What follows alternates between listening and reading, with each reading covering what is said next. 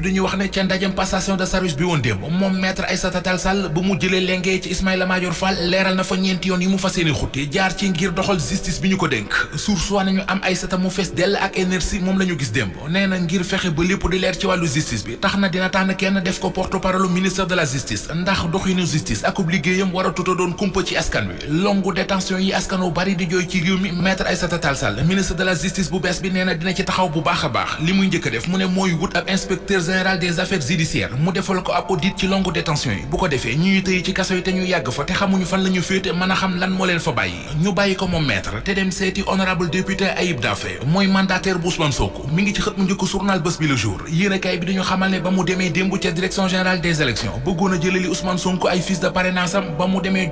jotuta sax dugg ca direction générale des élections policiers yi ñoo ko tëye ci buntu ba ne ko duñu recevoir tey point actu mi ñu wax ne Ayib Daffé ak huissier ba mu àndaloon di maître Wendé Dieng ci buntu direction générale des élections fa la ñu leen bloqué moom point actu gis na ni ministère de l'intérieur ministre ba di maître Sidiki Kaba moo tëj bunti Ousmane Sonko Ayib Daffé ñu wax ci xët mu njëkk Libération ne dañuy sonn rek waaye Ousmane Sonko dana jot ay fiches parrainage am bu jaree ñu fanaan buntu direction générale des élections danañu ko def ni ñu ko def moom Ayib Daffé di dem ñu dëpp ko l'observateur mi ngi ñuy wax li ko waral